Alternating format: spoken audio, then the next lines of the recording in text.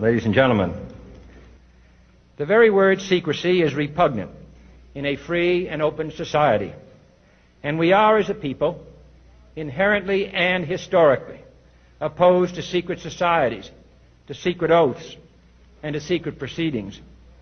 We decided long ago that the dangers of excessive and unwarranted concealment of pertinent facts far outweighed the dangers which are cited to justify it.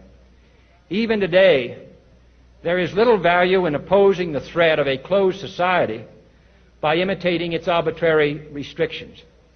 Even today, there is little value in ensuring the survival of our nation if our traditions do not survive with it.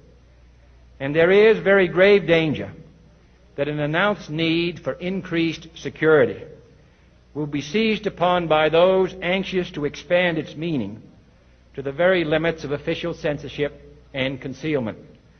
That I do not intend to permit to the extent that it's in my control. And no official of my administration, whether his rank is high or low, civilian or military, should interpret my words here tonight as an excuse to censor the news, to stifle dissent, to cover up our mistakes, or to withhold from the press and the public the facts they deserve to know.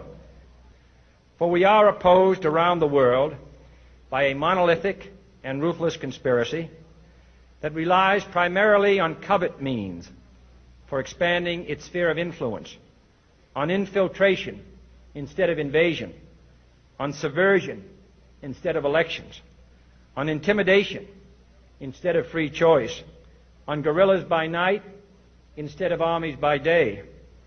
It is a system which has conscripted vast human and material resources into the building of a tightly knit, highly efficient machine that combines military, diplomatic, intelligence, economic, scientific, and political operations.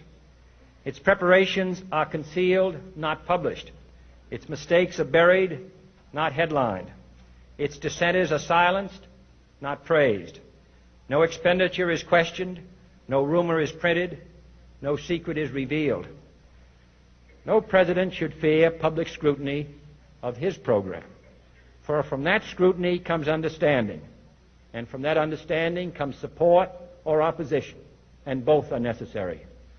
I am not asking your newspapers to support an administration, but I am asking your help in the tremendous task of informing and alerting the American people. For I have complete confidence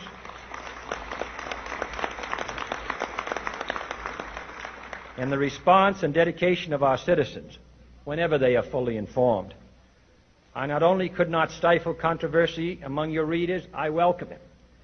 This administration intends to be candid about its errors. For as a wise man once said, an error doesn't become a mistake until you refuse to correct it.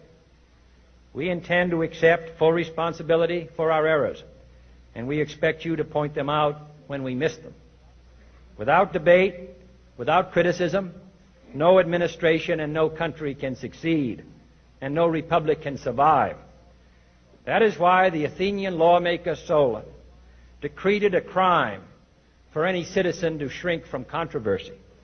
And that is why our press was protected by the First Amendment, the only business in America specifically protected by the Constitution, not primarily to amuse and entertain, not to emphasize the trivial and the sentimental, not to simply give the public what it wants, but to inform, to arouse, to reflect, to state our dangers and our opportunities, to indicate our crises and our choices, to lead, mold, educate, and sometimes even anger public opinion.